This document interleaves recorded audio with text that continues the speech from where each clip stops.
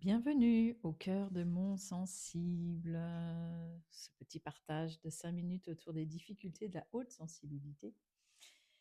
Et aujourd'hui, pourquoi est-ce insupportable pour moi de décevoir, de blesser, de gêner? Et oui, beaucoup de personnes dans mon cabinet expriment cela euh, lorsqu'il s'agit de voir, d'observer euh, pourquoi elles ne s'autorisent pas à dire ce qui convient, ce qui ne convient pas, à parler de leurs besoins, à dire lorsqu'elles sont brusquées, à dire lorsqu'elles sont insatisfaites ou insatisfaits. Euh, bon, ça fait partie des particularités effectivement de la haute sensibilité que d'avoir la délicatesse de prendre l'autre en considération. Alors, je ne dis pas qu'il n'y a que les personnes hautement sensibles qui font preuve de cette délicatesse, mais chez les personnes hautement sensibles, ça revêt une telle importance que on peut faire passer nos besoins après ceux des autres. Alors, ce que j'aime à dire, moi, c'est qu'il est important d'honorer cette partie de nous, puisque c'est une, une partie hautement humaniste, en fait, et qui nous est en plus parfaitement naturelle, à savoir de euh, sentir euh, comment se sent l'autre. Un petit pléonasme, désolé. C'est-à-dire qu'on a cette capacité de sentir l'énergie de l'autre, de sentir quelle humeur il a, de sentir s'il est stressé, de sentir s'il est blessé, de sentir s'il est inconfortable. Et tant qu'on n'a pas régulé notre haute sensibilité, on est vraiment hermétique en fait à ce que l'autre ressent. Donc, il est évident qu'on va vraiment être réfractaire à provoquer chez l'autre un inconfort.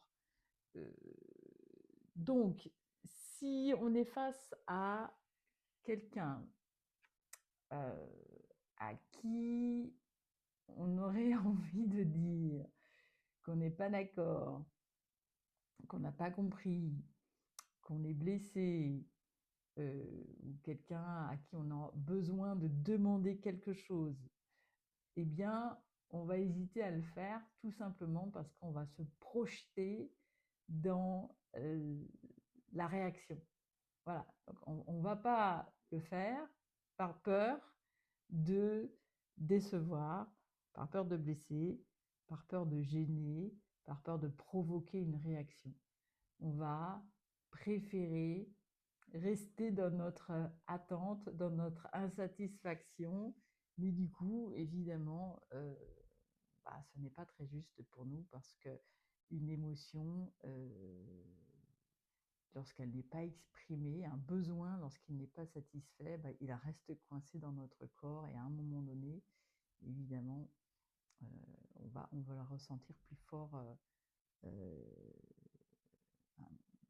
on ne va pas pouvoir faire d'économie que d'aller voir ce qui se passe. Ça provoque beaucoup d'anxiété d'ailleurs et beaucoup de stress. Donc, euh, quand j'accompagne les personnes du coup à apprendre à réguler leur haute sensibilité, euh, on apprend comment on fonctionne, quels sont nos besoins, quelles sont nos aspirations, et qu'il est extrêmement important pour notre équilibre d'exprimer qui on est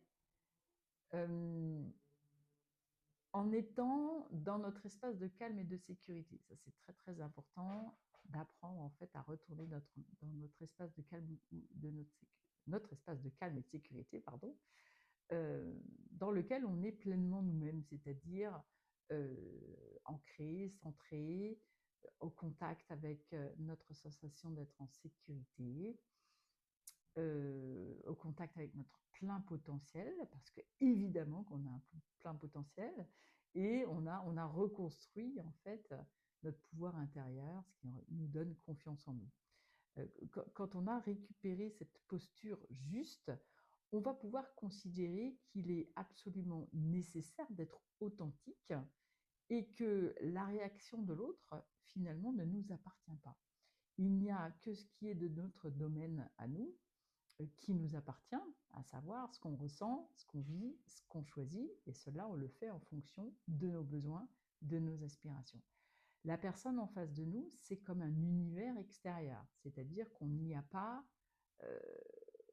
on n'a pas le pouvoir de modifier quoi que ce soit. Et surtout, on redonne la responsabilité de son état à la personne qu'on a en face de nous. Nous ne sommes pas responsables de l'état de la personne qu'on a en face de nous.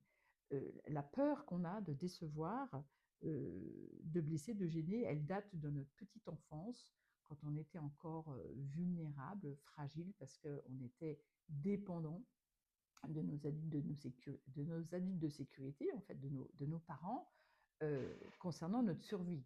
Euh, on était en vigilance extrême sur le fait qu'on était aimé et que donc il fallait satisfaire, il fallait obéir, il fallait plus ou moins se plier volontairement euh, aux règles, aux injonctions, aux croyances voilà, de nos parents. Donc on était extrêmement sensible au fait que si jamais un des deux parents exprimait quelque chose de jugeant par rapport à nous, ben, on était en danger. Hein. Pour notre cerveau, pour notre système nerveux autonome, c'était ça le signal. Donc une fois adulte, quand on apprend comment on fonctionne, euh, comment fonctionnent également les émotions, comment fonctionnent les besoins également, il est important de s'exprimer avec authenticité en se disant que si on l'exprime évidemment dans les règles de l'art, c'est-à-dire, moi je vous conseille de l'exprimer en mode communication non violente, c'est-à-dire je, et pas tu, je ressens ceci quand j'ai entendu cela, et sous la forme d'une question et non pas d'une exigence, eh bien, on aura honoré ce qui est vivant, ce qui est sensible à l'intérieur de nous, et vous verrez que ça fera toute la différence. Donc, je vous invite à essayer, à franchir le pas, à ne pas avoir peur de dire les choses en étant évidemment dans votre espace de calme, de sécurité, avec authenticité et dans une belle énergie rayonnante. Voilà, je vous dis à très vite.